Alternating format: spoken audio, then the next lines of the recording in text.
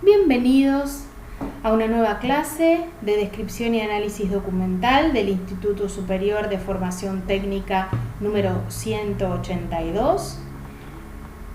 Estamos en la carrera de bibliotecólogo y en el segundo año de la carrera. Hoy vamos a hablar de RDA, recursos, descripción y acceso. Vamos a hacer una breve introducción de RDA porque se estudia con más detenimiento en tercer año.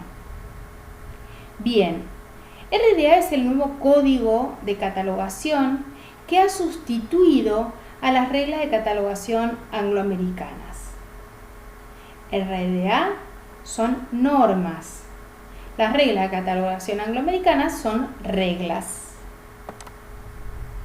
¿Cuál es la diferencia entre una y otra? Las reglas se deben cumplir al pie de la letra, no así las normas. Por eso van a ver ustedes que en RDA va a haber excepciones y va a haber distintas cosas que yo puedo utilizar distintas a la norma primera. RDA es un estándar entonces para describir y dar acceso a los recursos. Y está diseñado para el mundo digital. Las normas entonces comprenden un conjunto de instrucciones y cubren todo tipo de contenidos y de medios. El objetivo de estas normas es facilitar la interoperabilidad con otras comunidades afines como son los archivos y los museos. Y presentan en sí un modelo flexible y extensible para la representación y captura de metadatos en este entorno tecnológico cambiante en el cual nosotros nos encontramos inmersos. Se basa en dos modelos conceptuales, FRBR, cuyas siglas quieren decir requerimientos funcionales para registros bibliográficos, y FRAD, requerimientos funcionales para datos de autoridad. Y vamos primero con el FRBR. Bien, ¿qué es FRBR? Es un modelo conceptual del universo bibliográfico. Conceptual es algo que se piensa sobre este universo bibliográfico. Este pensamiento, nos ofrece una distinta perspectiva sobre todo lo que son las estructuras y las relaciones entre el universo bibliográfico. Y se denomina como un modelo de entidad y relación. Ya vamos a ver qué es esto. FRBR divide a las entidades en tres grupos distintos. El primer grupo, que son aquellos productos de la creación intelectual o artística, y tienen que ver con la obra, la expresión, la manifestación y el ítem. El grupo 2 tiene que ver con las personas, entidades corporativas y familias, es decir, aquellos responsables del contenido intelectual o artístico, o la producción, o la custodia, etc. Por último, el grupo 3 tiene que ver con el tema, ¿sí? Es decir, concepto, objeto, acontecimiento y lugar. Y vamos a ver un poquito qué significa cada una de estas cosas. Con respecto al grupo 1, ¿se acuerdan que era obra, expresión, manifestación e ítem? La obra y la expresión están en un nivel abstracto. En cambio, la manifestación y el ítem están en un nivel concreto. La obra es la idea que el autor tiene en su mente. Este autor puede ser un compositor, puede ser un artista plástico, puede ser un escritor, pero tiene que ver con esa idea principal, esa idea primera. Por eso es abstracto. Con respecto a la expresión, continúa siendo un nivel abstracto, pero tiene que ver con cómo van a ser expresadas estas ideas que tuvo en la obra. Si van a ser palabras escritas, porque es un escritor, o van a ser imágenes, por ejemplo, porque es un fotógrafo. Si va a ser una canción y van a ser palabras cantadas o habladas. Ya en la manifestación empieza a concretarse esto. Por ejemplo, toda una edición, ¿se acuerdan que esa edición va a llevar un solo registro bibliográfico? La quinta edición de una obra específica. Bien, esa edición va a ser la manifestación. Es decir, que yo voy a tener un registro bibliográfico por cada manifestación. No por cada ítem, por cada manifestación. Por ejemplo, voy a tener un registro bibliográfico para una segunda edición del Martín Fierro editorial Losada, y puedo tener en ese registro bibliográfico asociados varios ítems. Y el ítem también es concreto y tiene que ver con una copia específica de una publicación. Cada uno de esos libros, de esa edición que yo tengo asociadas a la manifestación, van a ser un ítem. La manifestación es la que va a tener mi registro bibliográfico. Y acá hay una especie de gráfico muy conocido en donde se habla de que la obra es realizada mediante una expresión. La expresión se materializa en una manifestación y esta es ejemplificada por el ítem. Fíjense que tenemos flechas para un lado y para el otro. Está ejemplificada por y es ejemplificada por. Además, cada una de estas entidades va a tener atributos. Por ejemplo, un atributo de una manifestación puede ser la edición, puede ser el título, puede ser el lugar de edición, el año de edición. Un atributo de un ítem puede ser una dedicatoria, ¿no?, de ese ítem en particular.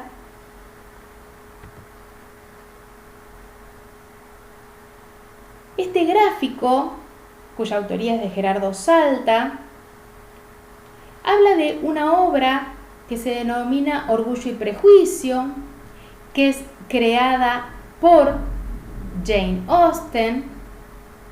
A su vez, por eso tiene dos flechas. Austen crea Orgullo y Prejuicio.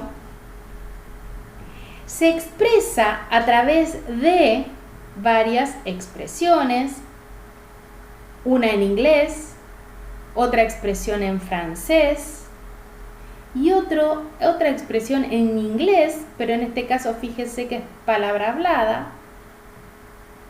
Y luego venimos a la parte concreta, en donde sí, yo ahora voy a tener un registro bibliográfico para cada una de estas manifestaciones.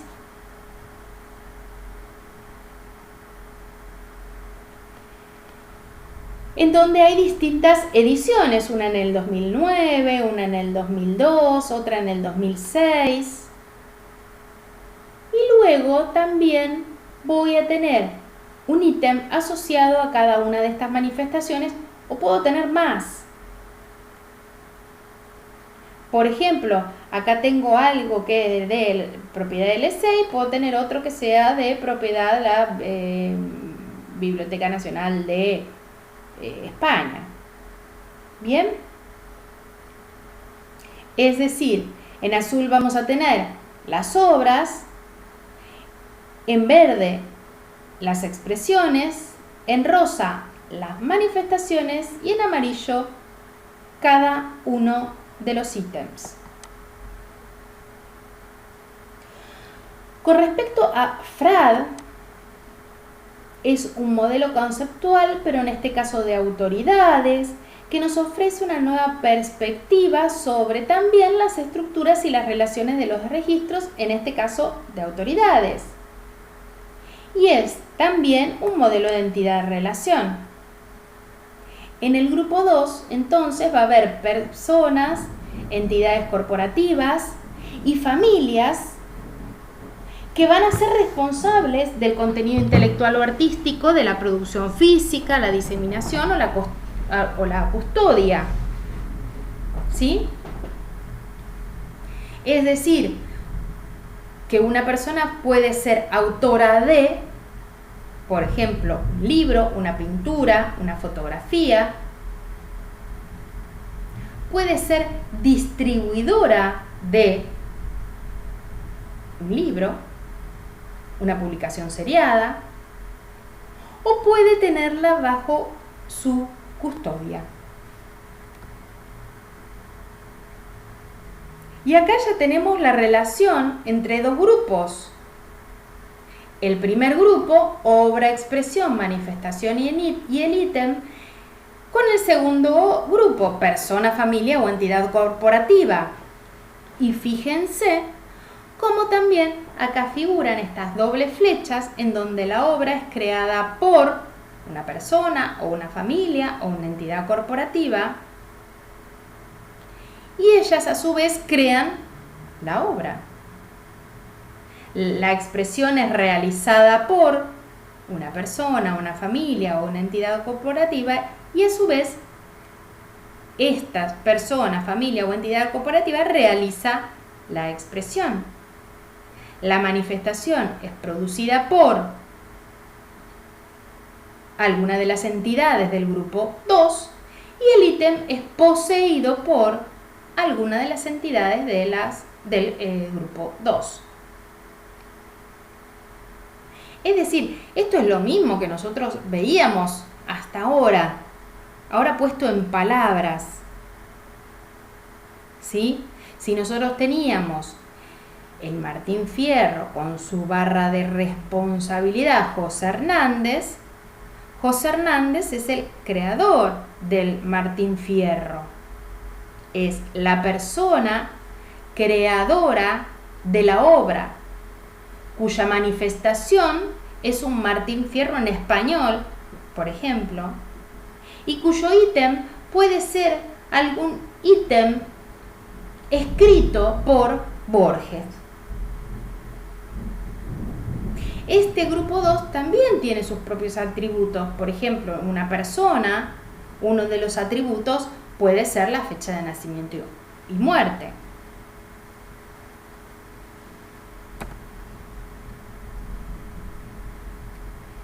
Bien,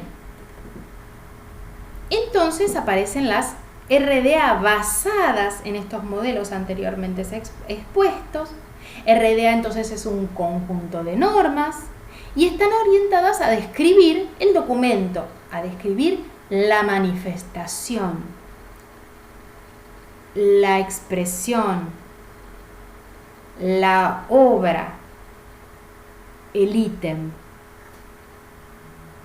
Es más internacional que las reglas de catalogación angloamericanas y es aplicable a un gran abanico de productos, de recursos. Con respecto al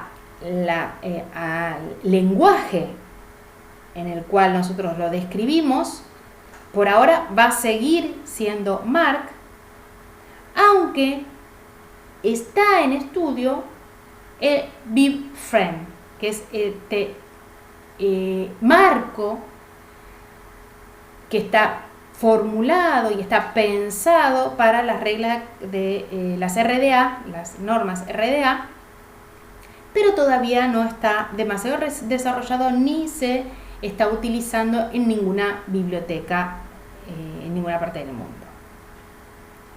Y hay ciertas comparaciones con respecto a la terminología que podemos hablar sobre las reglas de catalogación angloamericanas y las RDA.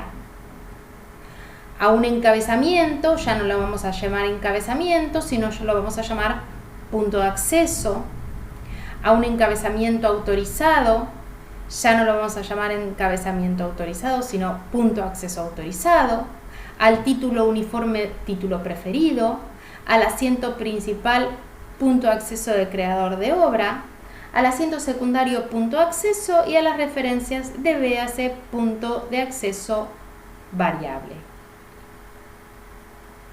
Ya habíamos pasado, ¿se acuerdan? Del asiento al encabezamiento y del encabezamiento al punto de acceso ahora. Define RDA distintos elementos núcleos. Los elementos núcleos son aquellos elementos mínimos, básicos, que nosotros tenemos que tener para una catalogación aceptable. Es decir, para que lo que nosotros estamos catalogando sea recuperado. Es importante que solo una ocurrencia del elemento núcleo es requerida. Es decir, si un elemento núcleo, es decir, un elemento muy importante para recuperar es el autor, solo una ocurrencia del autor es requerida. Si tiene dos, puedo colocar uno. Y con respecto a las condiciones del núcleo, puede haber un núcleo siempre, por ejemplo, el título siempre es núcleo. Un núcleo si es aplicable, o un núcleo si está disponible. Por ejemplo, un autor va a ser un núcleo si está disponible. En una obra anónima no va a ser núcleo. En cambio, un título siempre va a ser núcleo.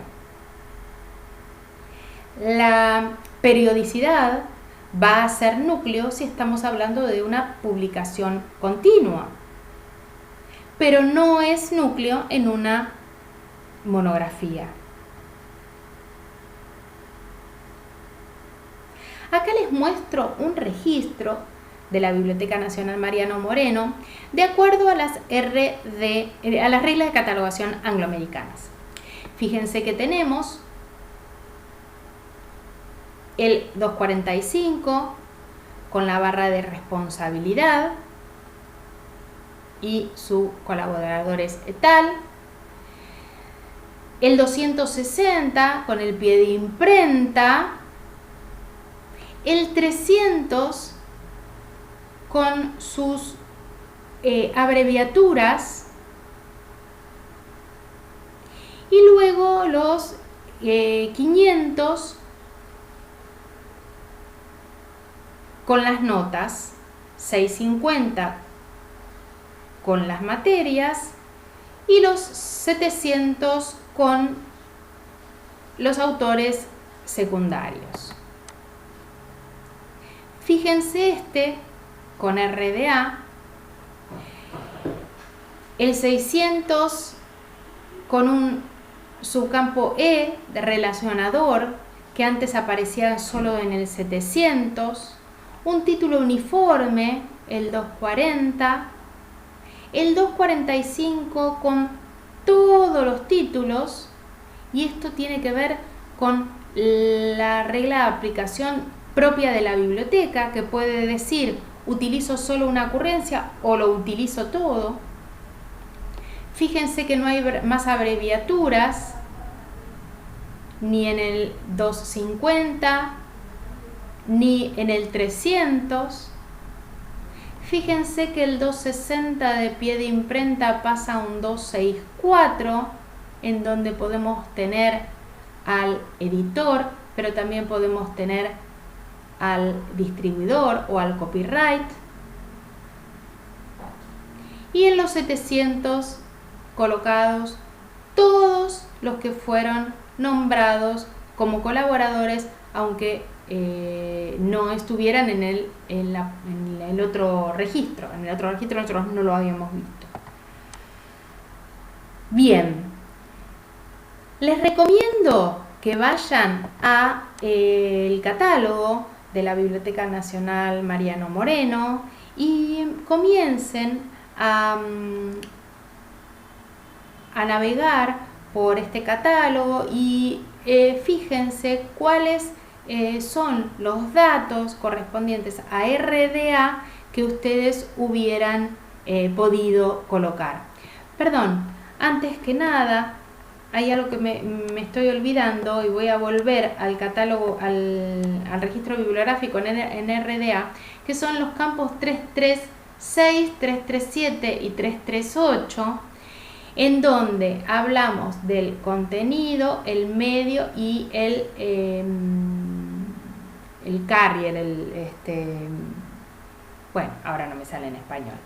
Bien, estos son unos campos específicos de RDA que no se ven en con las reglas de catalogación angloamericana, con los registros MARC en reglas de catalogación angloamericana. Bien, ahora sí nos despedimos y les voy a dejar, como siempre, la bibliografía. Hasta la próxima.